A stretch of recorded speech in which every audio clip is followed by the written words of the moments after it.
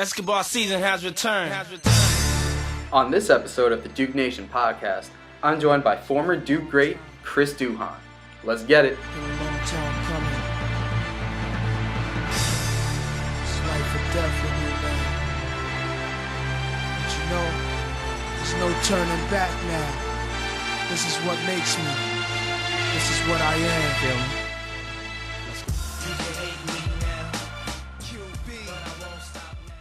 How's it going, guys? Welcome to another episode of the Duke Nation podcast. This week, I will not be joined by Ryan Lohman. He couldn't make it. He's got a date with his fiance. But I'm not alone. On this podcast, I'm joined by 2001 national champion, 2001 ACC Rookie of the Year, 2004 All-American Chris Duhon. Chris, thank you so much for joining us. No problem. Thanks for having me. Yeah. So for a little background here, Chris and I recently did an interview, but I had a nice royal screw-up and lost all the audio to the podcast, so we want to thank Chris again so much for doing this podcast again with us. All right, so we're going to get into it now. So from Slidell, Louisiana, correct? Yes. All right. So what was your recruitment process like? What was it like being from Louisiana and then being recruited to a place in North Carolina? It was weird. Growing up in Louisiana, everything is, LSU.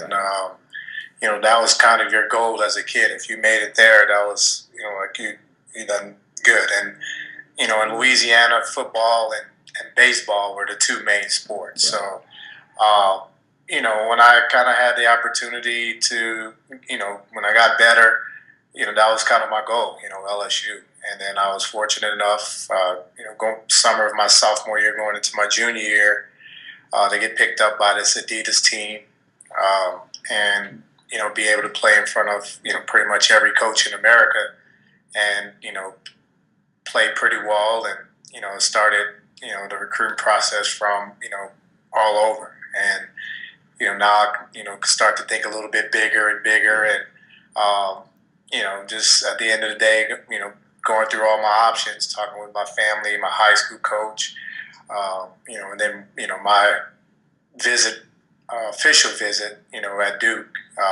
just felt like this was the perfect place for me. And, that's kind of how, I ended up there. I ended up in North Carolina. Yeah, so I know I can speak for all Duke fans saying we're definitely happy for that, but what schools showed interest in you? Because recently, actually today, we're recording this on Monday, Trey Duval just committed to Duke. So Duke has their point guard going into next year. And everyone kind of knew about Trey Duval and who was recruiting him. But I feel like when you go back to when you're being recruited, like 2000 and before then, there wasn't really as much information for fans. It's, let's find out who's coming in. So what schools were recruiting you, and how close were you to going to somewhere other than Duke? Yeah.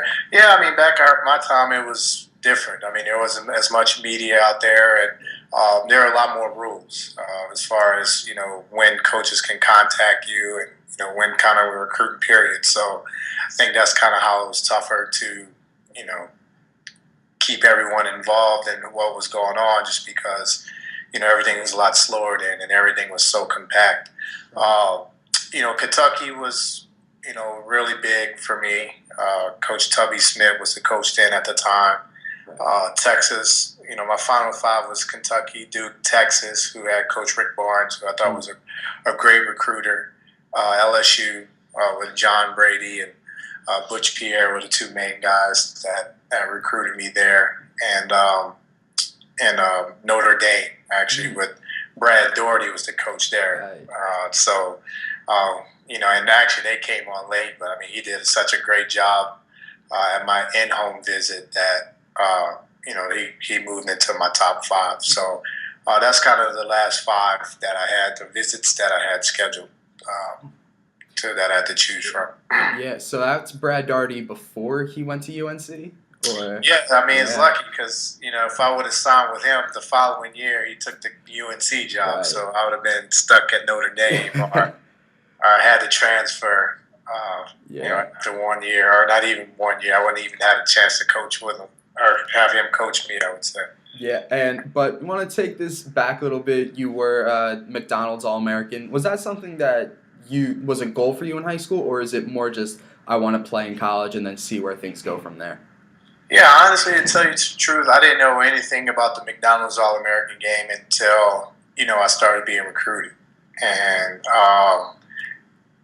then also when I joined that Adidas team, because I played with a guy,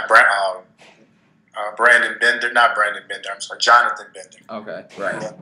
From Mississippi. He and I were on the same team, and being around him, that's when you start hearing the McDonald's All-American, right. And I was following him, and he and I were really close. So actually that was the first time I heard of the McDonald's All-American. Yeah. Again, Louisiana was football, and right. baseball close second, with LSU winning a lot of national championships back during that time.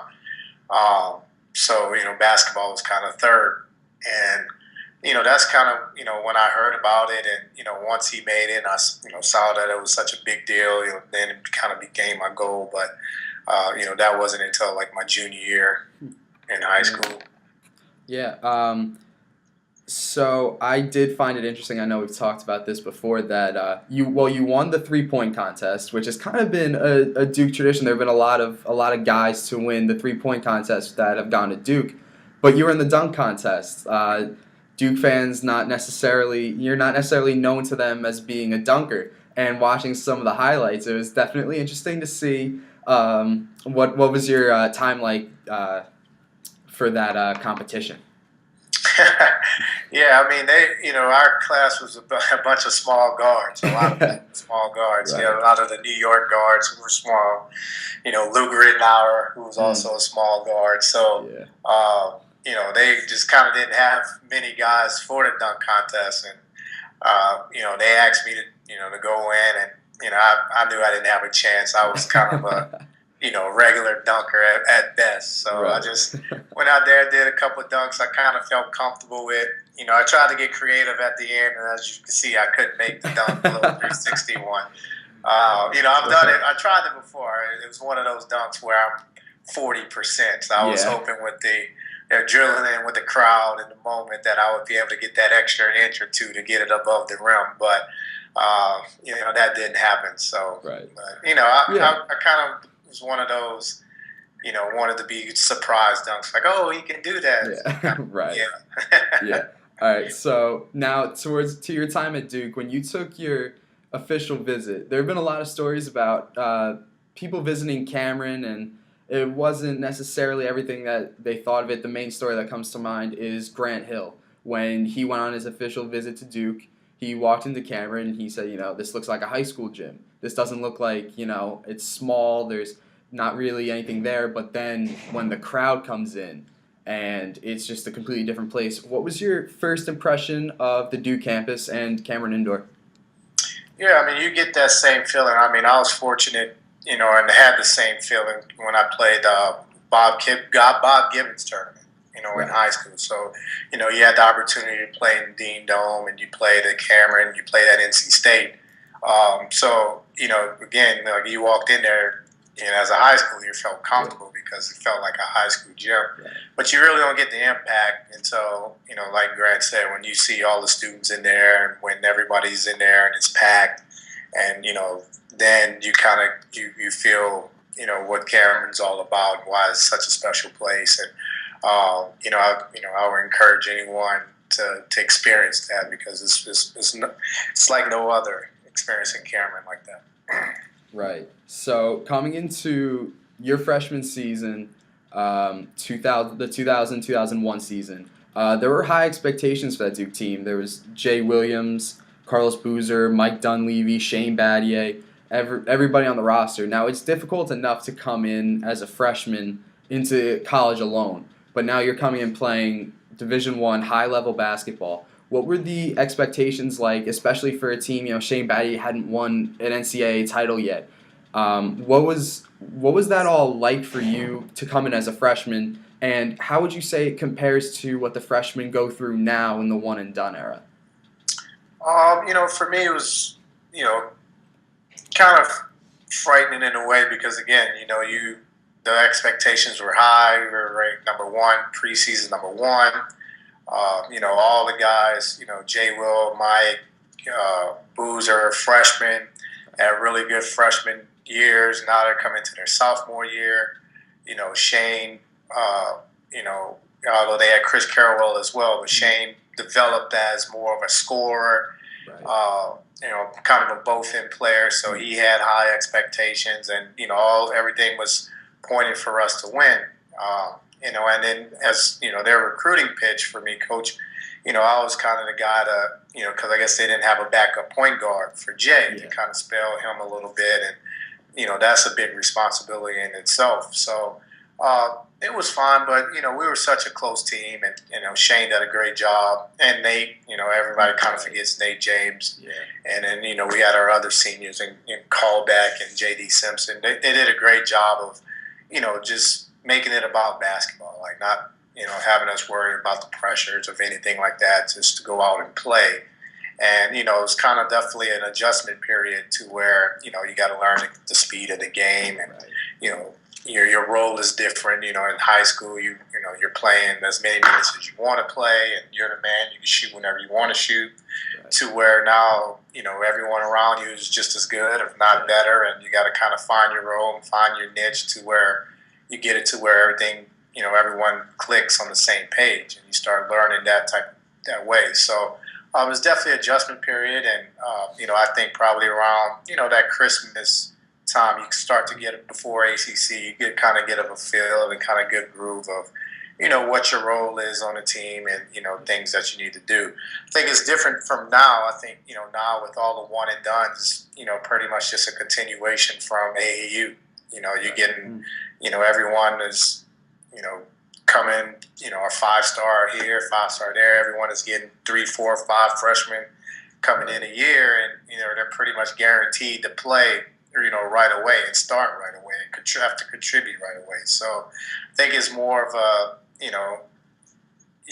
controlled AAU nowadays. Just that you get to your university, and obviously the coaches there have their system, and you have to buy into that system. But at the end of the day, you're going to play.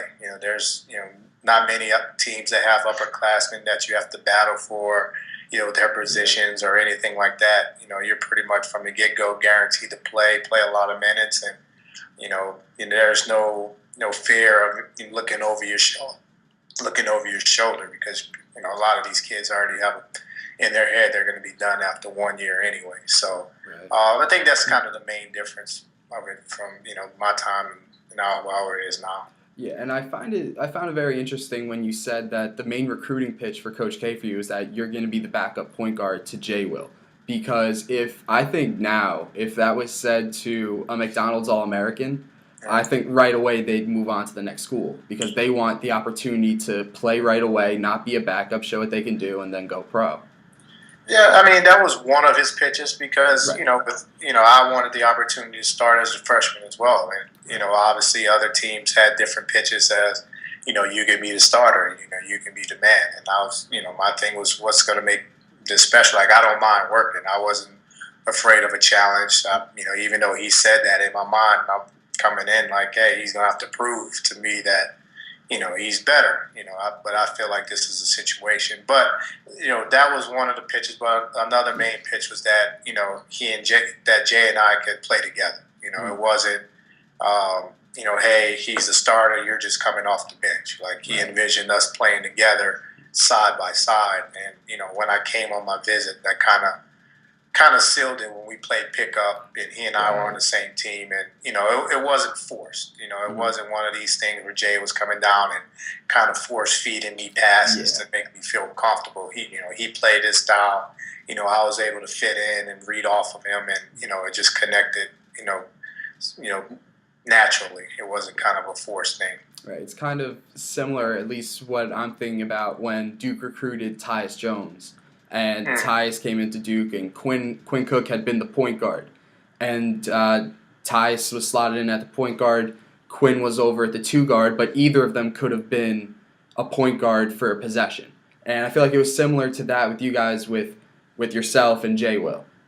Just everything kind of flowed, and it really all worked out. Now, in your freshman season, I was actually going to bring up the pickup game. I'd watched something else on you where there's like the infamous pickup game that it was like, that's it, I'm going to come to Duke. Did it work like that? Like you played the pickup game and it was like, you know what, I think this is the place for me, or was it just a combination of a bunch of different factors?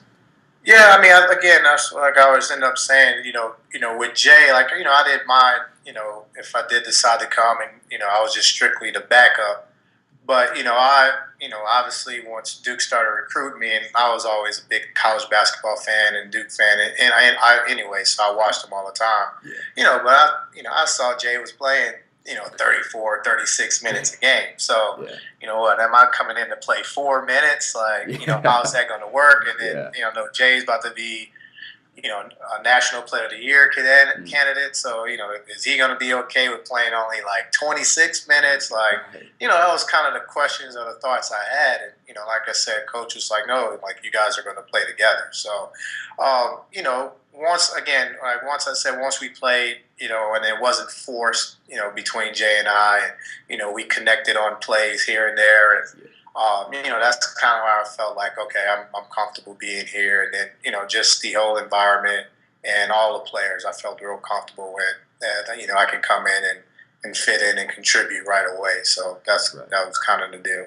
Yeah, so I would definitely have to agree from an outside perspective that you guys seem comfortable since you guys lost 4 games the entire year by a combined 16 points, but that includes an 11-point, you could call it a blowout if you want to. 11's not really a blowout, but you lost the other games by 1, 2, and 2.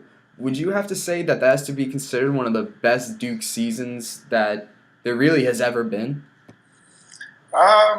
It's up there. It's up there. And obviously topping it with a national championship puts it up there. I mean, the only season I can think, and the only team I could think is, that 98 or 99 team. I mean, that was an amazing team. Right. That lost to UConn, and I mean, they were loaded. But obviously they fell short at the end. So I think we get the nod just for winning. Right. Yeah, I mean, and a lot of those games we could have won. We had the opportunity to win, but I think each of those losses were teaching points for us to help us, to get to where we ended up getting. Yeah, I mean, without a doubt, and we're gonna talk about some of those wins now. We can't really do this interview without talking about the Miracle Minute, one of the best Duke wins, arguably of all time. So you're down by, I believe it was 10 with a little under a minute left. I want you to take me through after that. What happened during that last, minute of the game where everything just seemed to go right? Yeah.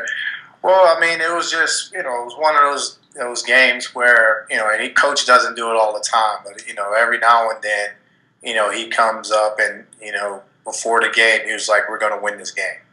And, we're, number 1 in the country at the time, and Maryland is very, very, very good. And, we're playing at their place, and Cole Fieldhouse is a tough place to play in. I mean, you got those guys come out there with a lot of energy, and it's packed and it's loud, and it's actually one of my favorite places to play at. And it was just one of those games where we just couldn't put it together. Right.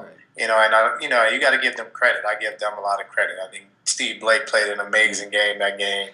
Juan Dixon. They had contribution off the bench. They're big guys. But we kept trying to battle and chug away, and it just came. We were coming out of timeout, and coach is still with 55 seconds saying, "Hey, we're going to win this game." And I'm a freshman then, and I'm like, "Coach, there ain't no way." And this is what I'm thinking in my head. Yeah. And but then you look at Shane, and Shane is Shane. Facial expressions, he's intense, like doesn't change, and he's like, yeah, you can tell. And then you look at Nate, and it's the same thing. And then so we break the huddle, and the whole crowd is going overrated, overrated. Oof. And as soon as we break the huddle, Jay and I catch eye contact, and he gives me this wink, and I'm like, all right, this dude right here is like 1 for 35, got 10 turnovers, like playing horrible.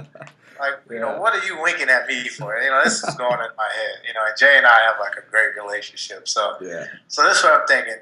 But then I kind of look, and then all of a sudden, like, there's these two guys, I'll never forget, there's two guys sitting in the front row, like, while the whole crowd is overrated.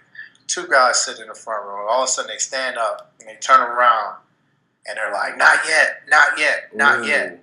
And I'm like, okay, here we go. Yeah.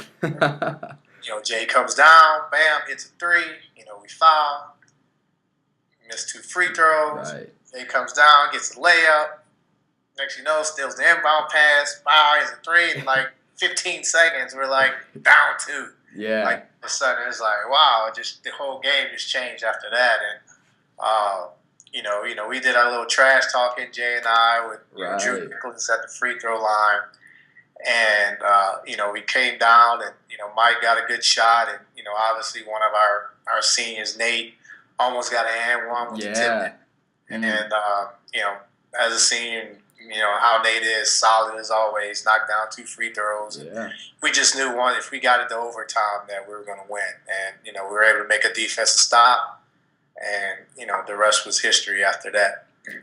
Right. Now, I was actually going to bring up, I think one of the most underrated parts of that comeback, obviously Jay Will was really just had an awful game coming up to then, and then, knocked down a bunch of shots. But Nate James really just perfect position down low. I mean, it looked, his Mike Dunleavy's shot looked like it was on line. It looked like it was going in. And Nate goes up with one hand, tips it, almost goes in, but gets the foul. And like you said, he calmly hits 2 perfect free throws. It was, I think, he was the unsung hero of that game. And then, of course, the regulation ends with Shane Battier.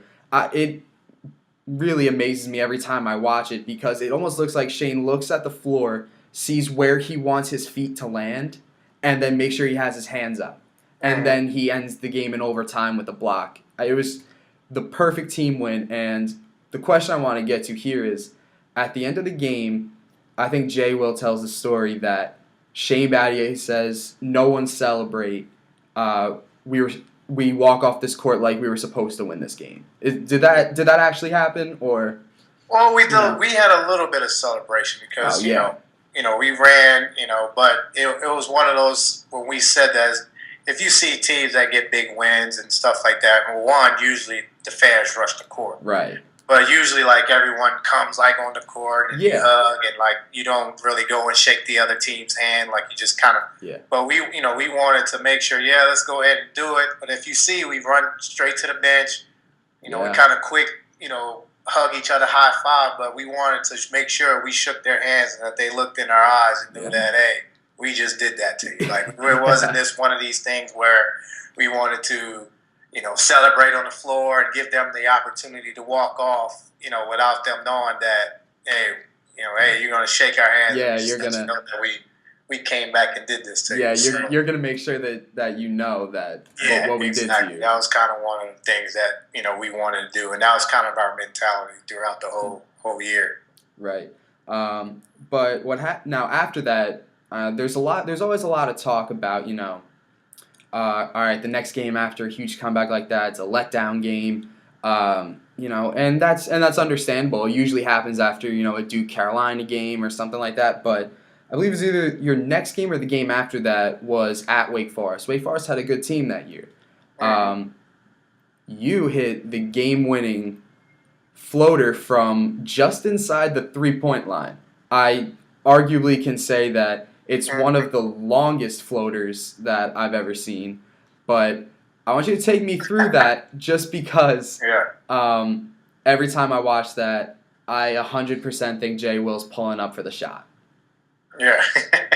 I think you and everybody in that arena and me, and the only one who knew don't pass it was Jay, and I think that it was like literally the last second that he decided that he couldn't get the shot up. But, it was one of those things that they were really, really good. And, so every pushing it, like he normally does, and he's trying to make something happen. And at the last second, he throws it to me. And, I just kind of knew it was like, hey, I don't have much time to do anything. Yeah. So I was able to kind of give a short little pump fake. But my whole intentions was just to try to get in closer, and floaters was something that we worked on. With Chris Collins was, that was kind of his shot. So he worked on. We worked with that with him all the time.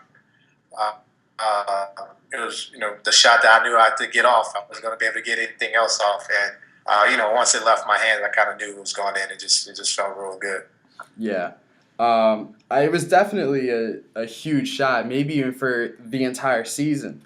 But another big moment happened not too later in the future when it's senior night for Shane and Nate and the rest of the class. Carlos Boozer goes down with a foot injury. Huge turning point in the season. It was really one of the few big guys on the team. What did Coach K say in the locker room? Because I've heard different stories about what he said and maybe the origins of small ball. Mm-hmm. Well, once that happened, Carlos broke his foot. It was against Maryland. We ended up losing, by 11. And, he kind of could feel that, we weren't in a good place. Yeah. So the next day we had practice. And, Coach comes in there and it was like, look, if you believe in me, believe what I'm saying, do what I tell you, we're going to win a national championship. And it was kind of like, yeah, okay. And, he was like, we're going to go small. He was like, Casey, you're going to start. Your job is to screen for Shane.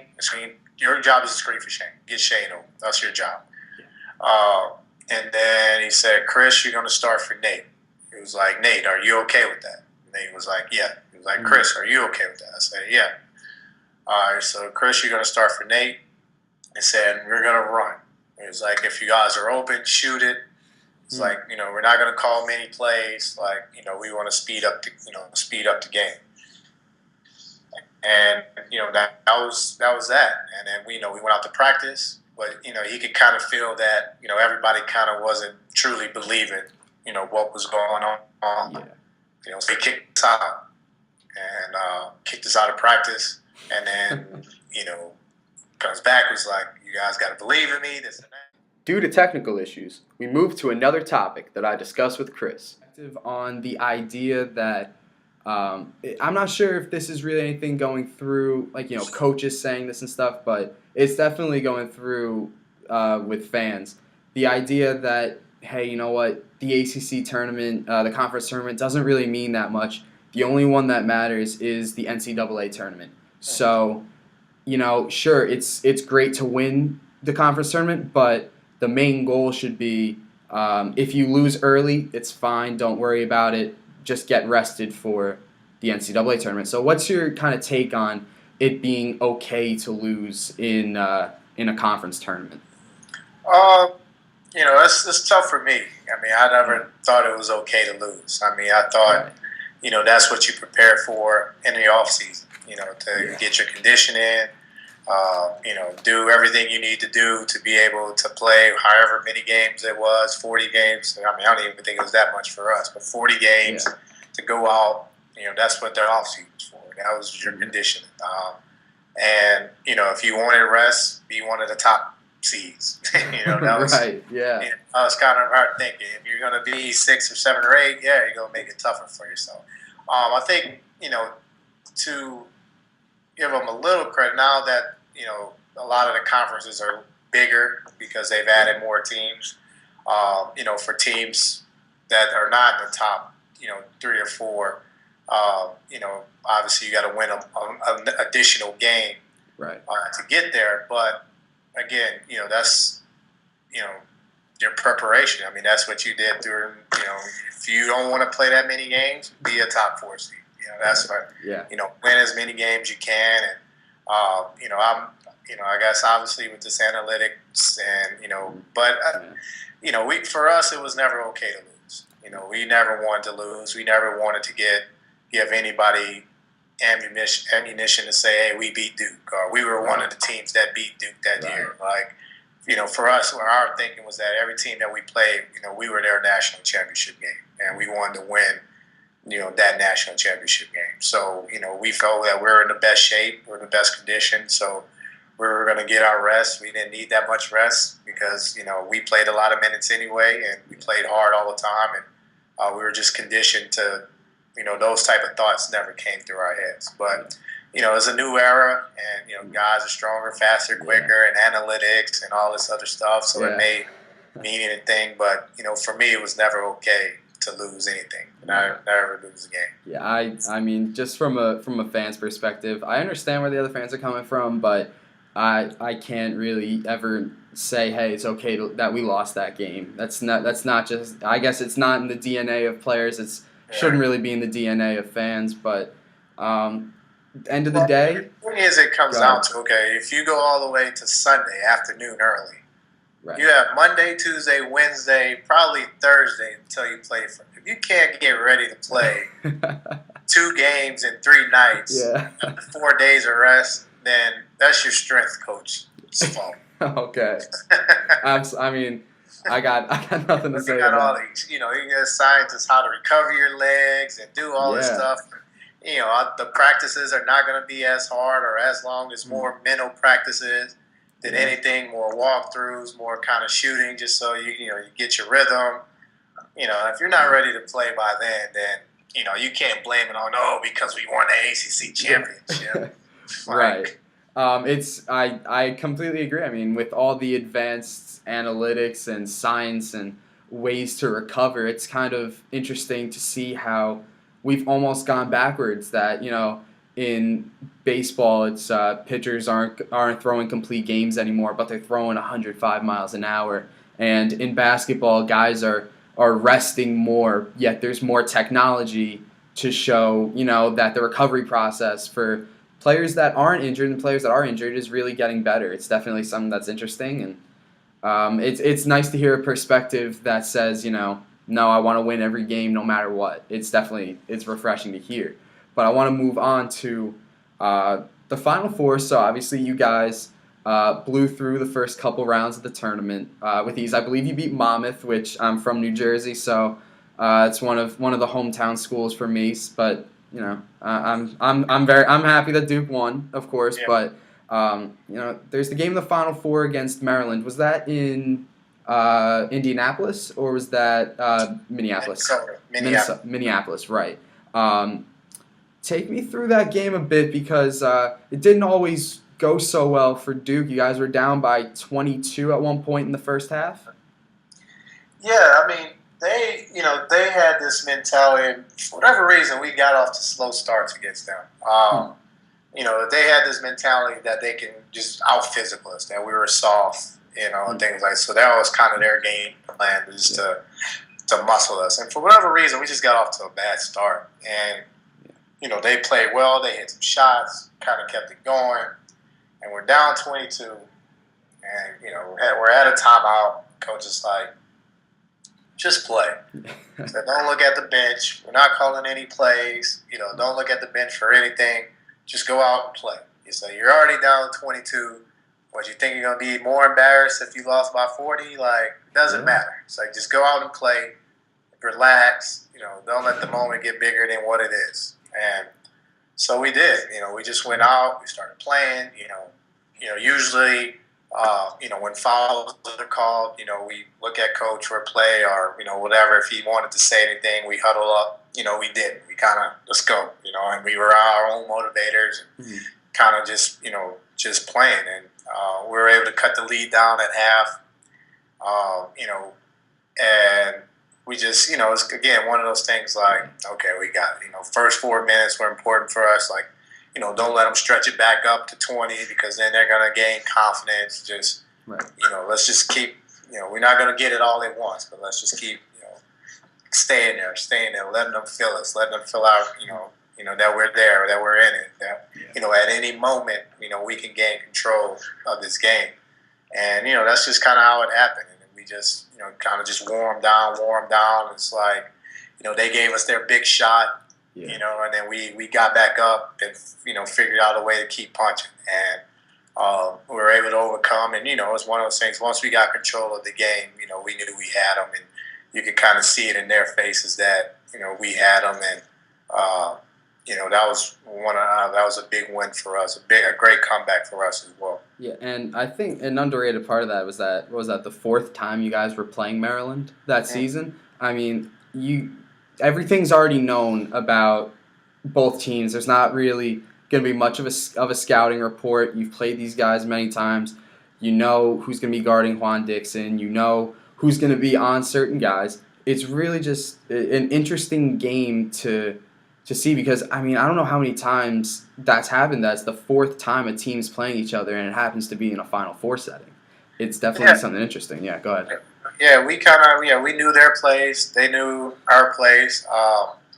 We maybe tweaked a little bit about how we regard because, we were a different team. We were starting with Casey at the time. Right. Although Boozer was back then, and we were still kind of implementing him and to kind of seeing where he was. And actually, that was kind of the game where, Coach let him loose because he was kind of, we were trying to ease him back in, but obviously he was, itching and hey, I'm ready, Coach, I'm ready. So it was kind of a field game for Coach as far as Casey's minutes because Casey's done an amazing job for us.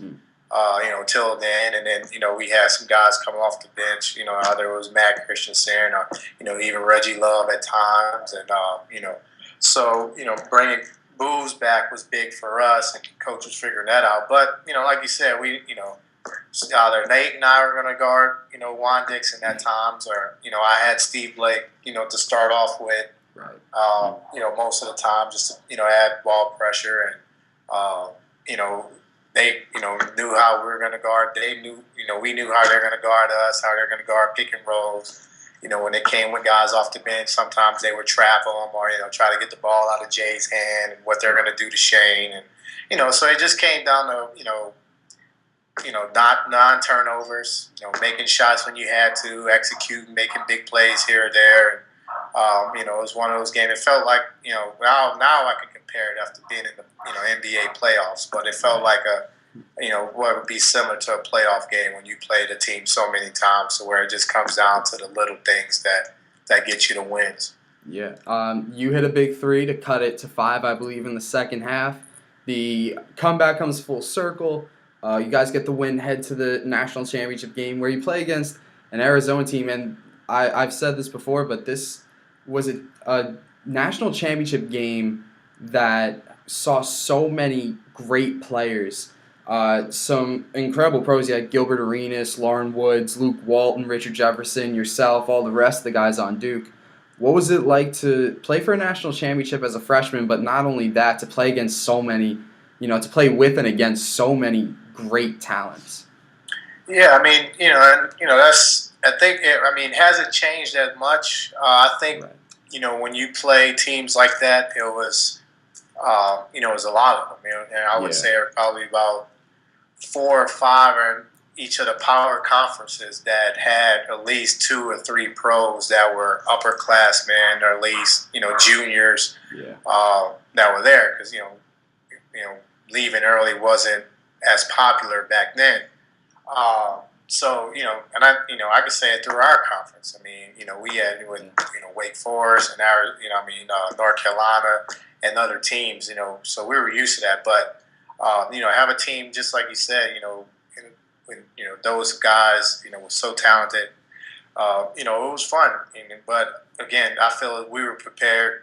Just by going through our conference, I thought we had the best conference in America.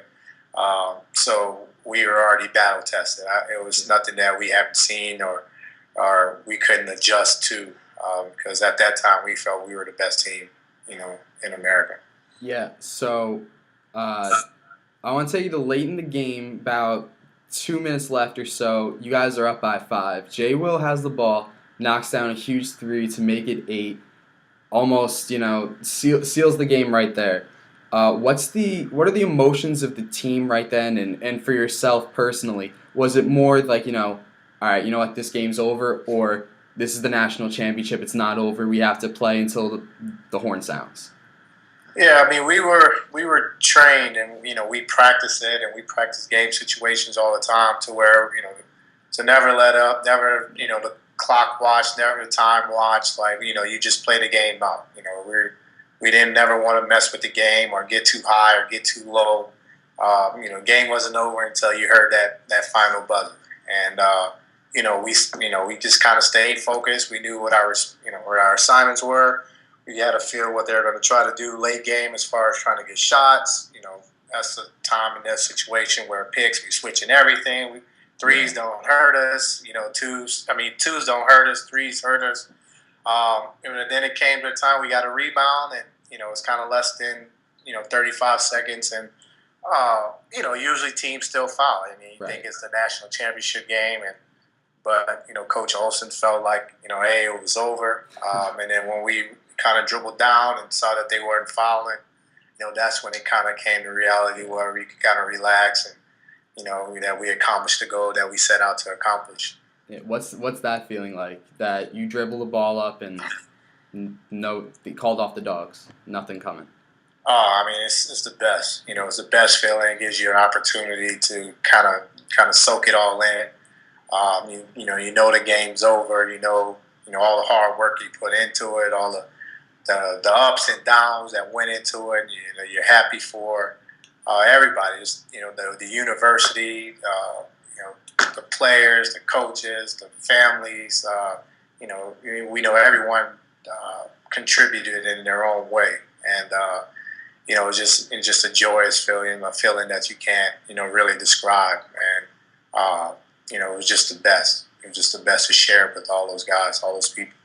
Yeah, great way for the seniors to go out. So on that note, I want to skip towards to your senior season. Obviously, you had a great sophomore, junior season, but for this case, I've asked you this before, and I tend to ask the guests this a lot. If anyone knows me, I'm a huge JJ Reddick fan. He was my guy growing up. When I was young, he was the first Duke jersey that I had. You got to play with him. What was it like to play with a young JJ Reddick? Yeah, young JJ, he came in there cocky as ever. But that's what we loved about him. I mean, that's what gives him his edge, and he works hard, and then he does what he needs to do to be who he is. But he again, as young players, you're going to go have your ups and downs, and I think each year in his college career, he got better.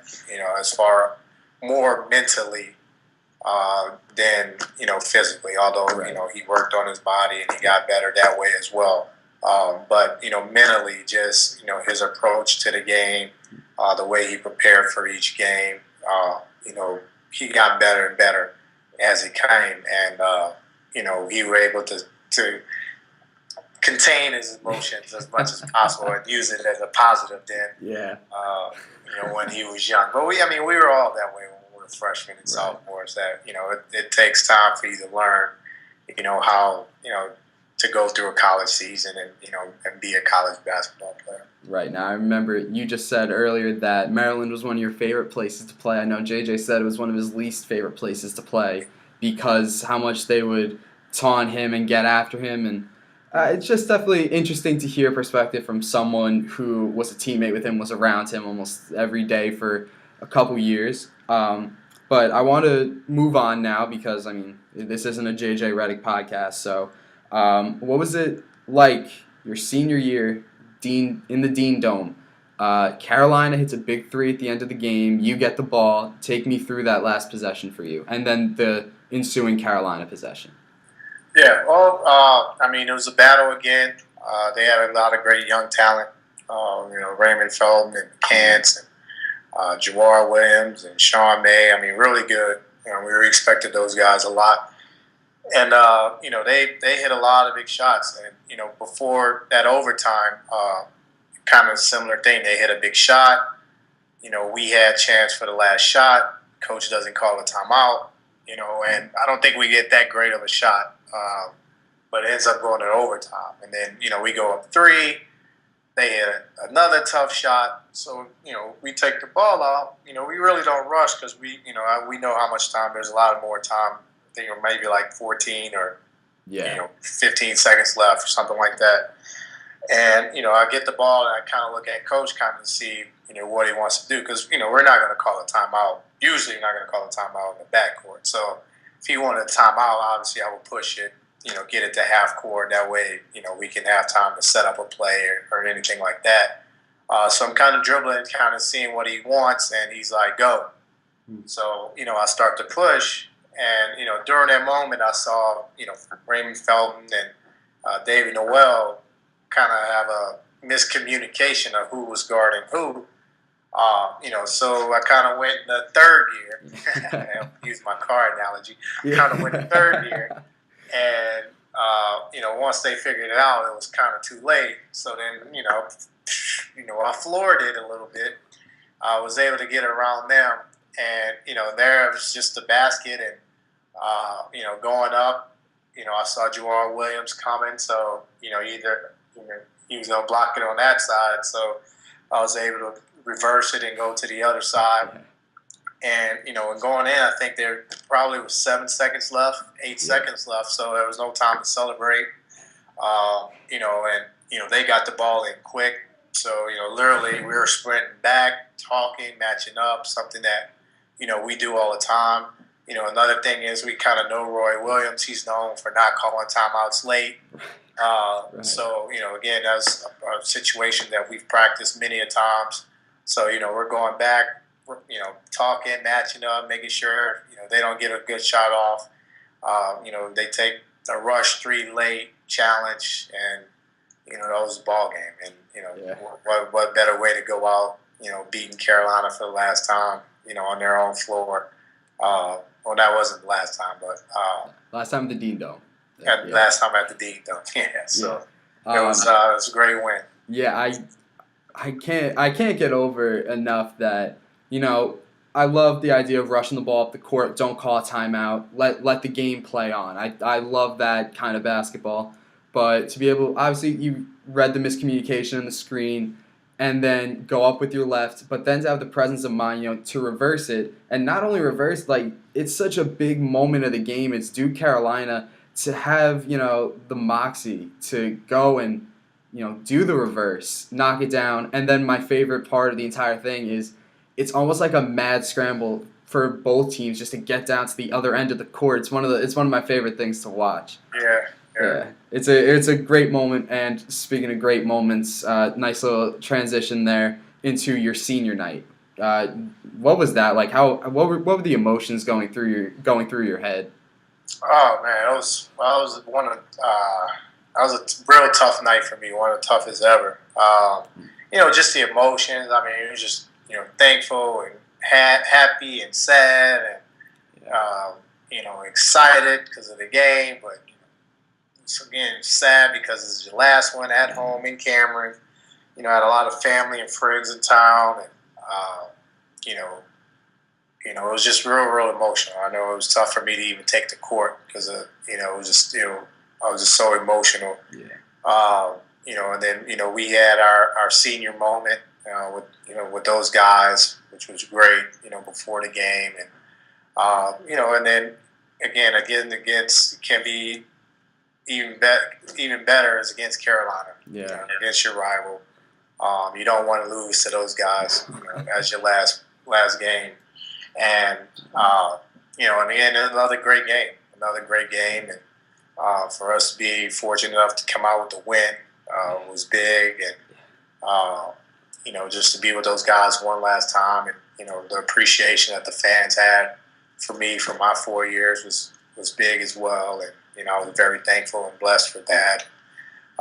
It was a lot of emotions going through that time, a lot of emotions, and I was just trying to enjoy every bit of it. Yeah, I mean, I can only the only kind of thing that I could parallel that to is if you've played high school sports or, your last day in high school, no matter how much anyone says, oh, I hated high school, there's always, a bit of emotion going through you when you're going through the ceremony. So just a little parallel there. So senior night finishes, you guys don't end up winning a national championship that year. Unfortunately, you fall a bit short.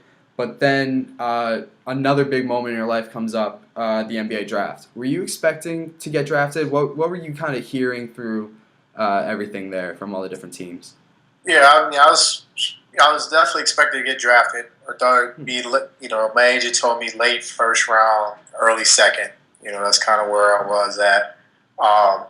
Two of the teams that really wanted me didn't have first round picks, which was Detroit and Toronto at the time. So I knew, but Detroit's pick, I think they're like 50 something. So I knew if I got to 50 something, I was going to get picked by them. Yeah. And just kind of watching the draft unfold, you kind of you look at through who has the next pick, and in your head you're like, no, possibility. Yeah. No. And then, Chicago, then Toronto was next. And I was like, possibility Toronto. For me, in my head, Chicago was a no. That was my first workout, and it was probably my worst workout. I was just, kind of nervous, and I didn't feel like I did my best. It just kind of gave me a feel of what to expect the rest of the way. But, then, they called me, and I was like, one in shock. And then, then your phone rang, and then, it's my agent. And then he was like, all right, you're going to be expecting a call from, John Paxson. And then while we're on the phone booth, there's John Paxson. Hey, welcome to the Bulls. Here's the itinerary. We're going to see you tomorrow. And then, literally maybe 3 minutes after that, it's Coach K congratulating me. And, I was home with my family and friends and everything like that. So you're getting hugged and showered with hugs and stuff like that. So it was great to have that moment, but then at the same time, you realize that you're a second round pick, nothing's guaranteed. Right. So it was like, all right, we got to get to work. And that was kind of my mentality with that. Yeah, definitely I can see how, especially it's tough, for being a relatively early second round pick, and then there were some hopes you'd go in the first round, stuff like that. But you talked about, needing to get back to work. What was the biggest mental and physical change that you really had to make transitioning from college to the NBA? Other than the speed of the game, the only reason I say that is because I can't really count how many times I've heard someone say that the speed of the game is so different. I know it definitely is, but other than that. Yeah. I think a lot of it is just that, in college, especially, you go to like a lot of the top great college basketball programs, you get treated pretty nicely, and then there's, you have a routine, it's, maybe, sprints or something in the morning, conditioning, weightlifting, class, and then, you have practice, and you have study hall, and then you have sleep, and then, it's something different each day. But, even when you go on the road, it's, all right, we're taking off, we land, get to the hotel, get dressed, go to team meal, have a late team meeting or film, bed check at a certain amount of time, and then, to where now it's different. It's practice at 8. Yeah. And that's it. Like, so, your job is to be there at 8, ready to go. There's no one there to, tell you when you have to go. Like, if you're not there at 8, there's no calls of where you're at. The bus just takes off. Like, it was, you had to become a man pretty much. It was a job. It wasn't them babysitting you, in your own way. And I think that was one of the main parts. Understanding that, it's a profession. You're not going to be, friends with everybody on that team. Everybody's mentality is different. Guys going there looking at it as, hey, you're taking food off my plate. So that's my job is not to be your friend. My job is to knock your head off. And, you have to deal with that. And, your main thing is, again, like I said, it's not Duke anymore. Like it's not, everyone's there for the same goal of winning and things like that. Right. So all those things combined with, you have more free time. There's 82 games. Yeah. The travel is a lot different. You got back-to-backs, which, you had in college during probably the ACC tournament, and that was it. Or if you played, a fall tournament or something like that. Yeah. Other than that, and again, the back-to-backs in college, you're babysitting. Yeah, you got a bedtime. Every night you come in, there's breakfast here. There's to where, back-to-backs there, you're not getting in till like 4 a.m. You have a brunch maybe at 11. I'll tell you, hey, first bus is at this time, second bus is at that time, and that's it. So, you have to learn how to handle your free time, and then, again, there's a lot of games. The transition to 82 games is huge. It takes a toll on your body. You have to learn how to take care of your body. Mentally, for me, it was tough because, we barely lost. Right. Yeah. I don't think I lost more than like 25 games in 4 years. Right. My first year, we lost like 30-something games. So losing was something that, was kind of new to me. But at the same time, you couldn't dwell on one game as much as you could in college because, in college usually you had, 2 or 3 days, dwell on it one day, maybe a day and a half of practice of that, then your next game to where, you could have a back-to-back. So that game had to be out your head and you had to be focused on the next game. So, if, you put so much emotion and draining off of one loss, you're already worn out for the next game because they come so quick. So just learning all those type of things, makes it different. And, it's not as easy as people think. You think it's just, playing basketball. And it's a lot that goes into it when you get to that level. You said something interesting that I wanted to ask about. You said, there's, different guys are there for different reasons. Yourself, you have said throughout this podcast how much winning is important to you. But in the NBA, it's a fact that some guys are there and they're collecting paychecks, not necessarily caring about winning. How difficult is it to not necessarily create a winning culture, but really gel together as a team when there are some guys who are focused on winning and some guys who are focused on really just like doing the personal accolades and making sure that they're able to get ready for their next contract extension? Yeah, it's different. It works in different ways. If you have, in Chicago, I was fortunate, one, that, Scott Skiles, I think, is an amazing coach. I love Scott. Yeah. I actually think the college level would be perfect for him. Just, his mentality and the way he teaches the game. And he probably doesn't want to deal with kids like that. He has a short temper. But, I was very fortunate going to Chicago during that time because we were a very young team. We had Lou Aldang, Ben Gordon, who we just played in the national championship game. Kirk Heinrich was there. And Tyson Chandler, Eddie Curry, who both came out of high school. So I was older than them my rookie year, and they're going into their fourth year, maybe fifth year. Or fourth year, I'm sorry. So when we were the main nucleus of the team, and then we had Andres Nociones, who was from Argentina. Although he was older, he was a rookie, language barrier, things like that. So, Coach Skiles was able to kind of coach us in a college type form. Yelling didn't affect, any of us because, we all came from those type of programs, from Duke, Coach Calhoun from Connecticut, Kirk had Roy Williams at Kansas. So, being coached hard and tough wasn't, new to any of us. So we were able to handle all that. So that for us in that culture, we were able to win because, we were all trying to prove ourselves that we belonged in this league. We all played hard. We all knew it. We had to play hard, for us to win and be competitive. So, that was kind of our culture there.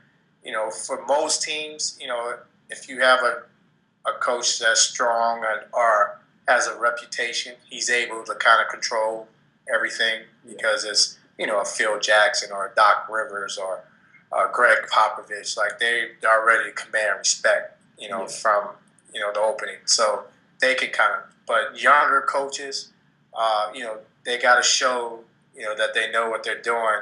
But if you have a strong veteran, a guy that's on there that's about winning, he can kind of manipulate the locker room to where, hey, we got to do this, give this coach a chance. Like, he's kind of that enforcer to, if you want to have a winning, program or winning team, franchise, if you can have a strong veteran leadership in that way, that can happen. Even if he's not the star, he doesn't have to be the star, but he has respect from the stars, respect him, then that's kind of how you can kind of build that culture in a way as well. Yeah, that's always interesting to me because it is always, it's a sad fact that there's always going to be guys in the league that are there just because, they're getting paid. But it's a fact of the game and it happens. But I want to get to, you had a great overall career. You went to the playoffs almost every year in Chicago and then went to Orlando, then, Knicks and then LA. I want to get to your time at the Knicks because it is partially where I'm from, so I've been to a bunch of Knicks games.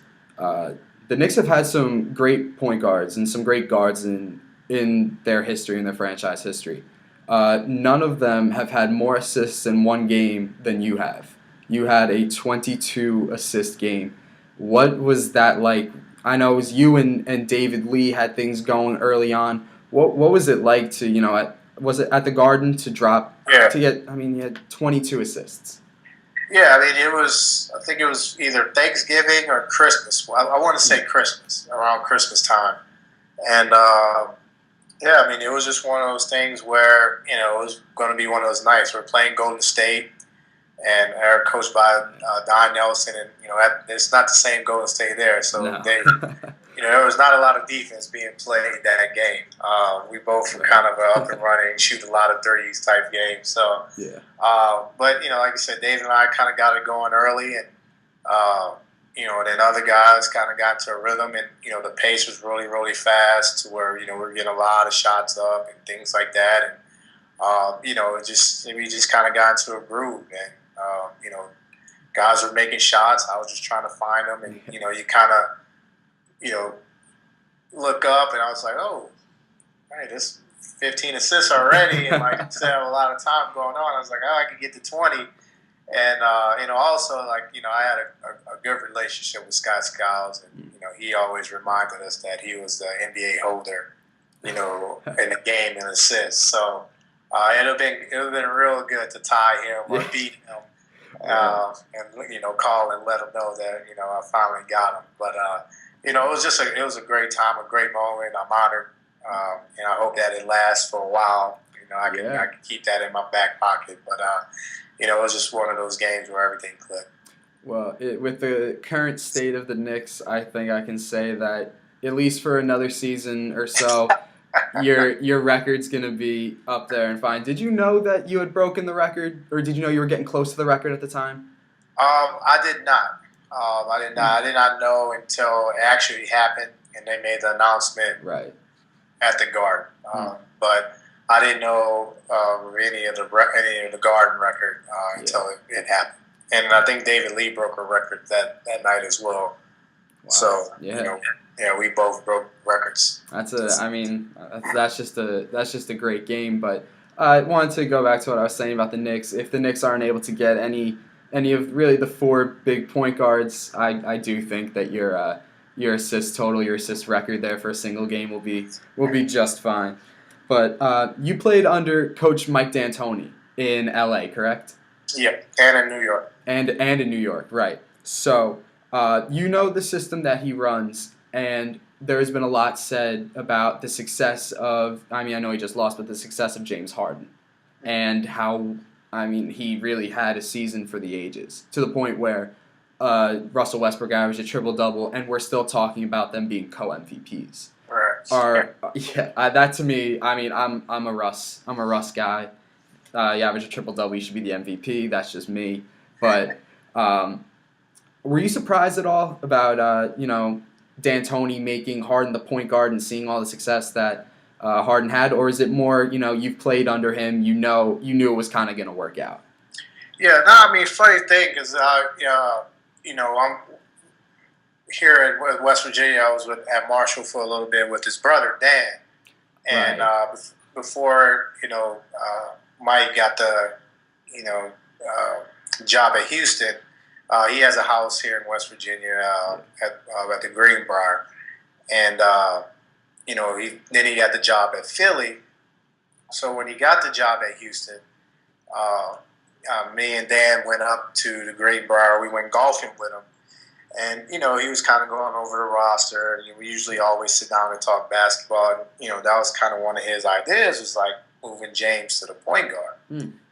And, obviously we're like, oh, well, we're first thinking about it was like he's a two guard. Yeah. But, at the same time, we're like, one, he's a good passer when he wants to be. But, me knowing the system, even though there's not like a scheme or set way that you have to move or cut, usually after your dominant ball handler tries to make a play or anything like that, when the ball gets kicked to someone else, if the ball's not shot, the ball has to keep moving. Like usually the guys that are on the wings or stuff like that are not known to be one-on-one guys or guys that can create their own shots. So it comes to a continuous pick and roll, or if I don't shoot it, the ball's moving to where now we can create advantages because we got the defense moving. Right. What the conversation was, one, we're not going to get James to run to the corner every single time, and then and if you're one of those guys, there could be opportunities where you run in the corner 5, 6, 7 times, and just because in D'Antoni's system you can shoot where it's open, you may not touch the ball 6, 7 times, and that's not going to happen with James. You're not going to. So it was like, make him as a point guard, because a lot of the things that he does is one-on-one anyway. But now that if you could sell that, hey, you're making an advantage, and if you don't have what you want, now you're making a play for somebody else. Yeah. I think at first that he kind of, was, didn't like it because he again viewed himself as a shooting guard.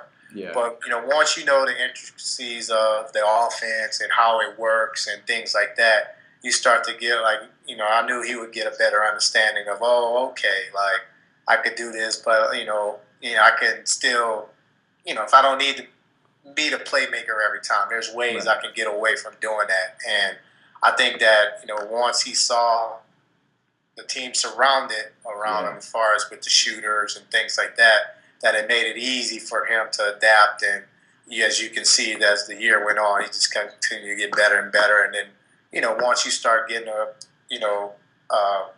connection with all the other guys and how they play and where they want the ball, where they're successful, then it makes it a lot easier. So, obviously I didn't see the rebounds coming with it, I thought, once, coach said that, I was like, yeah, I can see him having, a 25 and 10 year. And, he just took it to another level with everything else. So, I wasn't with coach's system. It gives, especially with his height, he has the ability to see over, smaller guards or make different passes that, for, maybe a guy like me or Jeremy Lin or Steve Nash couldn't make, because he has the height, size, and strength to make those type of plays. It's definitely an interesting perspective. I love to hear how a basketball mind works, because if, I was just like really anyone else, like early on hearing James Harden's going to be the point guard, I was like, I understand he has the ball in his hand most of the time anyway, but can he really facilitate an offense? And all he did the entire season was show that he can get his points and facilitate an offense, and yet great pieces around him. It really is interesting to see, unfortunately for him and for Houston fans, they weren't able to go deeper into the playoffs, because I think it would have been a really interesting series to see them against Golden State for sure. Yeah, definitely. I mean, it would have been a high-scoring game. And, Golden State defends because they're fortunate they got, guys that can switch. You know, and that's you know, one of the ways of stopping that D'Antoni's offense is if you're able to switch, because then it takes away the advantages, and then it doesn't make the guys help off the shooters. You can stay tighter to the shooters, but again, you have a guy that's a scorer like James Harden. That's what you want, you know, and that's what you prepare for. It's where, okay, now if it's not a Draymond, say they're playing San Antonio, and now he's going one-on-one against David Lee or LaMarcus Aldridge, or that's why with a guy like James Harden is even better, because he has the one-on-one skills to break down guys, get his shot off, and, you know, play the way that he's normally plays. So that's why it made it so special. Now he has the space, and then you can't help off of him anyway like you used to, because now he has weapons around to where if you do help, they're going to knock down threes. And it was just, you know, perfect spacing and a perfect system for him to be, you know, the MVP, one of the MVP candidates this year. And he's also one of the best at getting fouls called. Not necessarily getting fouls per se, but getting fouls called. So I have one more question for you, and then we're gonna get to the Duke Nation speed round with some fun, interesting questions. I was doing some research on YouTube to look up different highlights of your career, and there was one that really stuck out to me. It was a video of you and your teammate Dwight Howard at a charity event, and it was I think it was a lip sync, and you guys sang "Baby Got Back." Can you tell me a bit about that?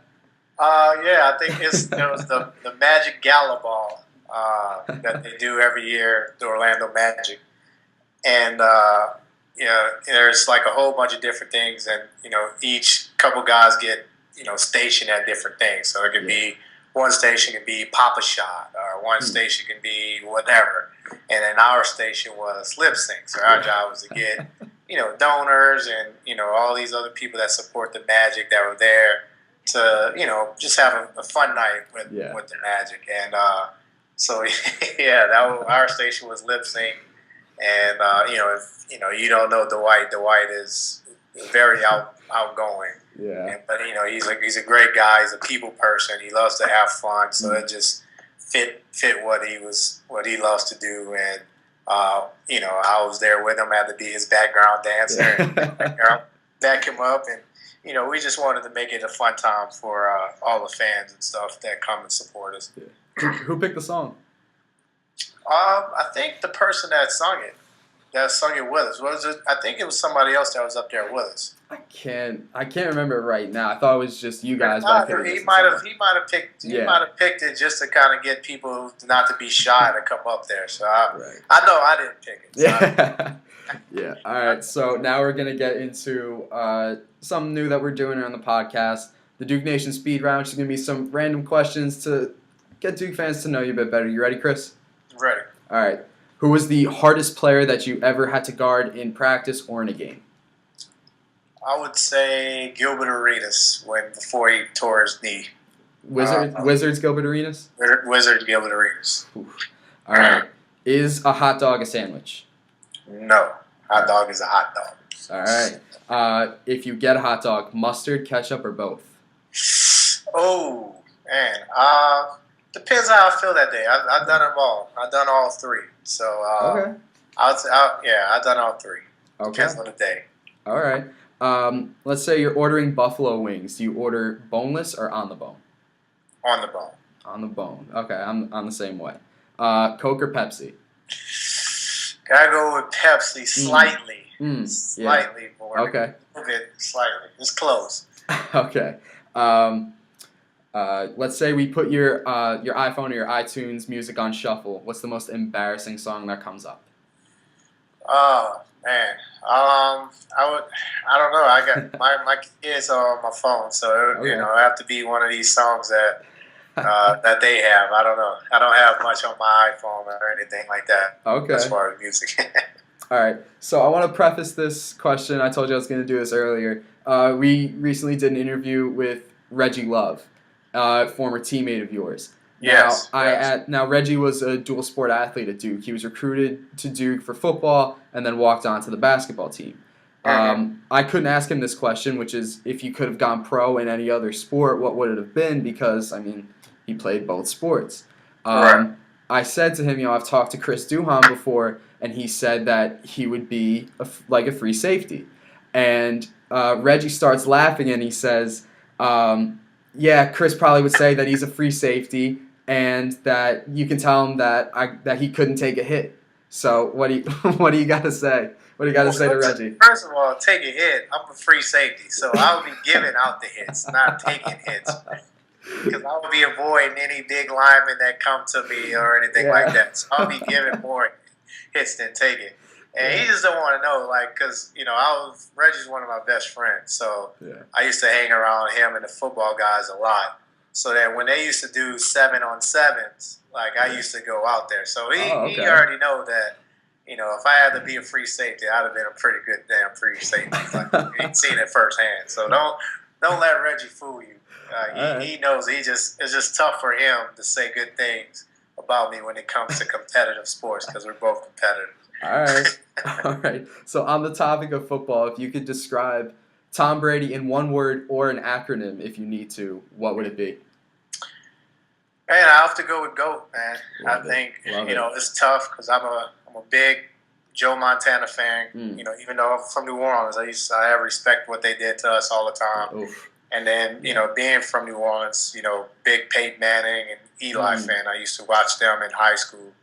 All the time at Newman High School. So obviously with them being rivals, I always pick Peyton over Tom Brady. But you can't go with what he's accomplished year in, year out. They're always one of the best teams. He's so consistent.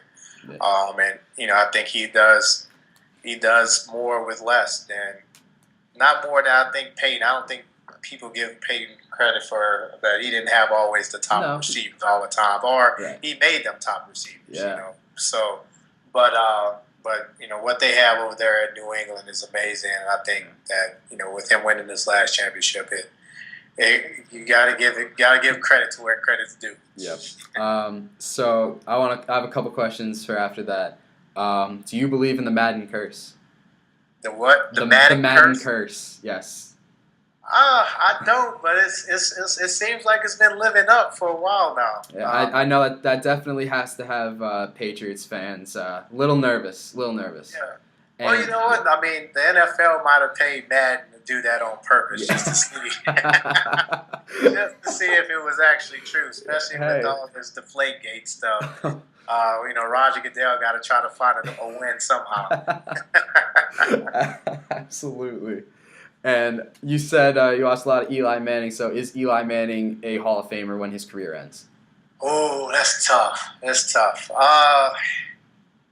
I know he has 2 chips. I personally say no. I personally don't think he is. Yeah, it's tough. I mean, it's tough to see what guys' standards are, and they think that once you win one championship, it kind of automatically puts you in. Yeah. But he hasn't been real consistent. I mean, there's a lot of years where he has a lot. He led the league in interceptions, and their teams are a lot of their teams have been mediocre. Even the teams that are mediocre to haven't lived up to the expectation of the team. I mean, I think teams that won, they're kind of like, a college team that just got hot at the right time where, they won the last 2 games and they carried over to the playoffs and they end up winning the Super Bowl. They're not necessarily they're the best team, but they're just the hottest team at the right time. Right. So as of now, I would agree. I would say no as of now. Okay. Now, off topic.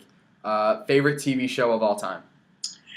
I would have to say Martin, and that was just growing up. But one of my also favorite, I'm gonna have to go with 2. I love The Wire. The Wire is one of my favorite shows. I've heard. The Wire. Yeah. Okay. So now, in honor of finals week, because tomorrow is my last day of finals. Two finals tomorrow. What was the hardest class that you had to take at Duke? Calculus. Yeah, without a doubt, calculus. I did it over even in the summer. It was hard, where I had more time to study. Yeah, and it was still tough for me. Do you know what? Do you want to know what Reggie Love said was his? What? He said intro to jazz. You know what? I took that class as well. It's not as easy as like Yeah. you hear Intro to Jazz and you think it's an easy class. It's not an easy class. No, because I asked him, I was like, you were a political science major, right? He's like, yeah. He's like, I knew all that stuff. And I just couldn't believe it. I was like texting people afterwards. I'm like, the hardest class he took at Duke University was Intro to Jazz. But, if you don't know that kind of stuff, I can see. Yeah, you don't know. It's tougher than you think. Like, you might think it's like, oh, just a class to get by, but you actually got to do work in that class. Yeah. All right, so now the last question, then I'll let you go. Your all-time Duke starting five, you can include yourself. Well, I mean, I'll be on the team, but I can't include myself. Six man? Six man? Yeah, definitely. You got to come in and get a little defense, bring a little energy. Yeah. I got to go starting. I got to go Jay Will. Then I'll go Johnny Dawkins Ooh, at the 2. I like that. Grant at the 3. I will have to go probably Shane at the 4. Okay. We'll go Shane at the 4. And then Christian Leitner at the 5. Okay, so there are some really, really great college players left off, obviously. Bobby Hurley. JJ, Elton Brand.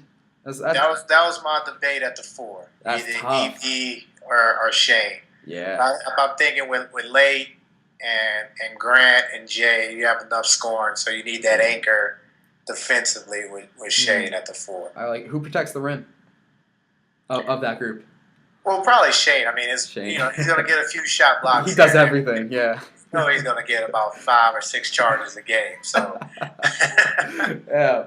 he protects the rim in his own way. Yeah. Absolutely. All right, Chris, is there anything that you have to say to Duke Nation before we end this? Oh, man, go Duke, man. I mean, Duke was a great experience for me. I love the fan, love the support. Support this podcast. This is awesome. I thank you for having me. Thank you. Yeah. And, I'm a Dookie to life. So, again, thanks for having me. I appreciate it. Thank you so much, Chris. And we'll catch you guys next time. All right. Appreciate it. All right.